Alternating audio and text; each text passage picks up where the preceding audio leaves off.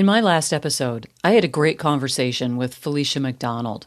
We reflected on her experience shifting from a large corporation to taking on leadership of a very small e-commerce company. One key change was when she shifted from leading 120 team members to leading only 5, and also taking on the operational responsibility for that new organization.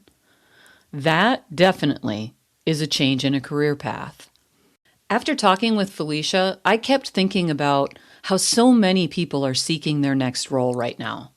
Maybe there's a layoff, or maybe you're just looking for your next opportunity. I realized that I had talked through this topic after my very first interview with Theresa Gutierrez. She also talked about a career transition, and I reflected on the power of choosing your own career path. I'm sharing that episode with you today for a new reason. My conversation with Theresa was about changing the focus of your career. Her move was from HR to sustainability. Felicia was talking about a shift from corporate to very small business. As I thought about it, I realized something. Mapping out your career path is thinking about you. Yes, gainful employment is important, and how you feel about going to work every day is also important.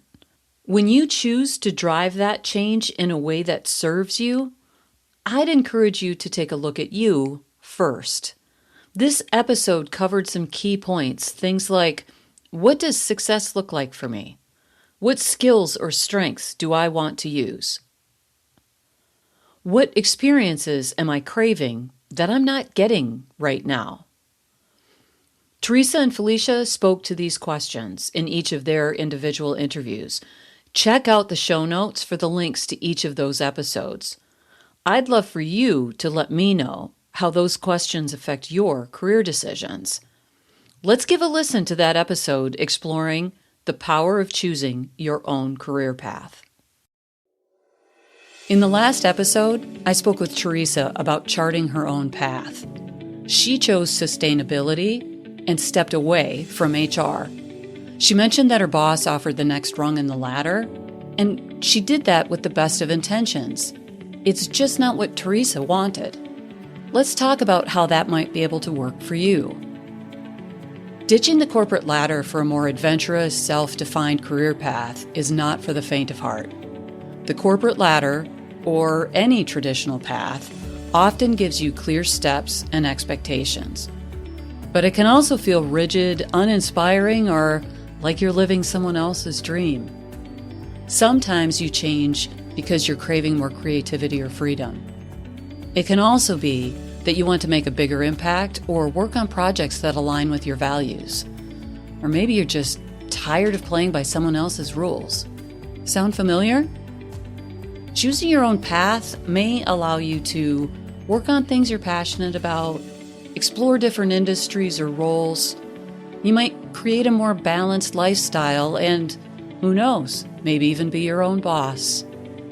Hi, I'm Becky. Welcome to Short Story Long.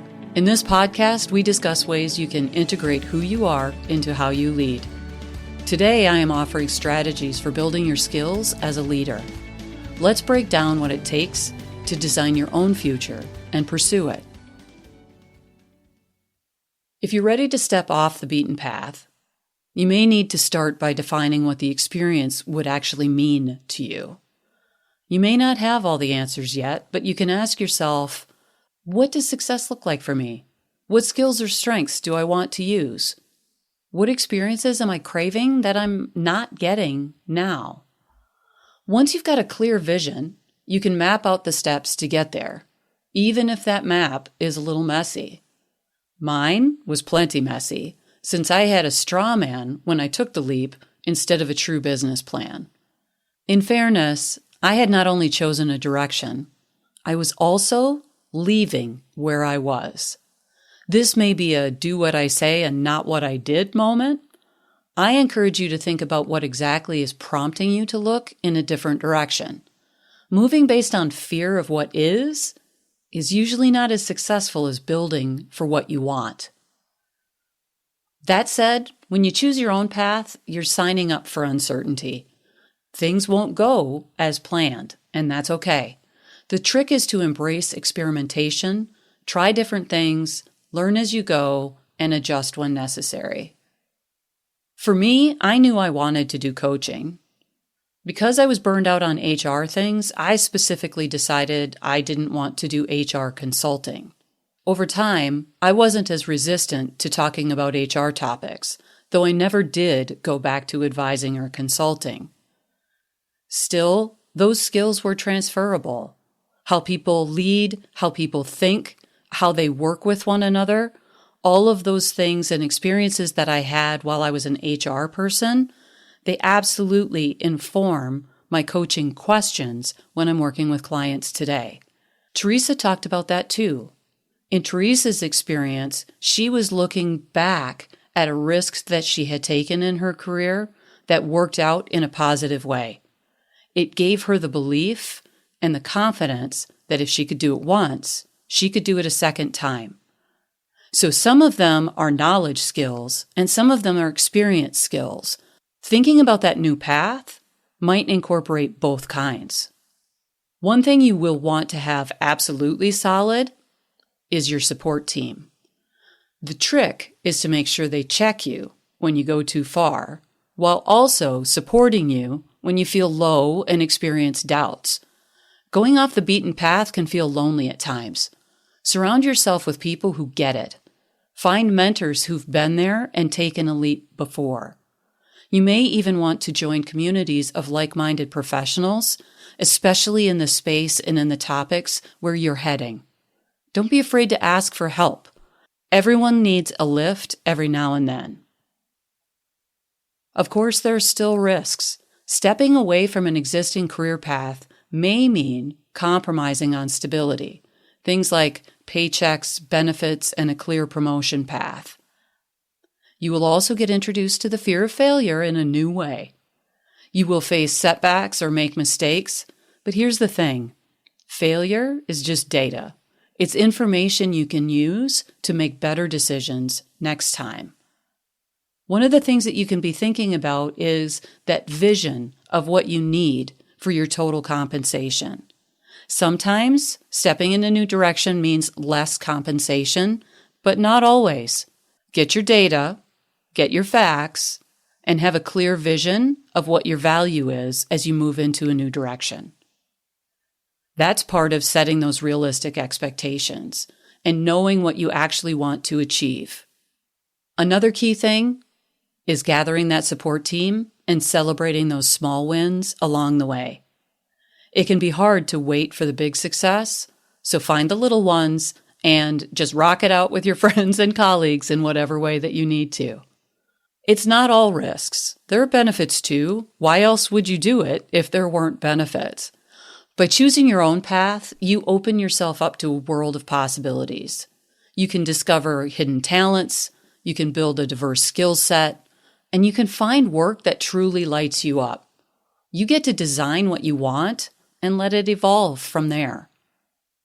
When you're in the driver's seat, you have the power to say yes or no to opportunities. You can design a career that works with your life, not against it. And when you're doing work that feels meaningful, it's easier to stay motivated, even on those tough days. I know that for me, what is possibly a tough day for me today might have actually felt equivalent to some of the good days that I had in my corporate life.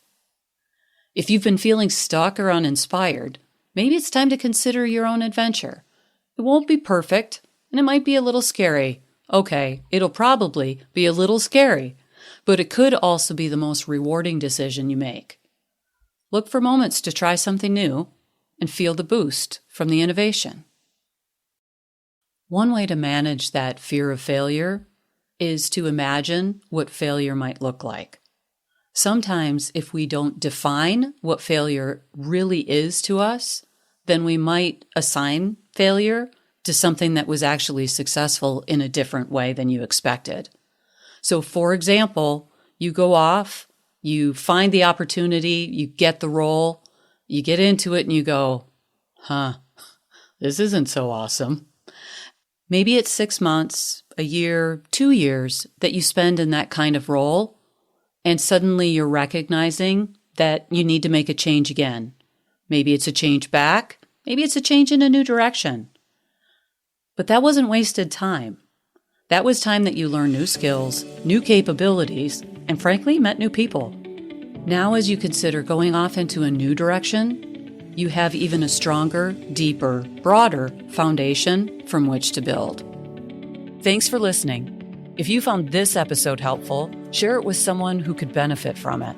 Until next time, I'm Becky Fraser, reminding you to integrate who you are with how you lead. Okay, bye.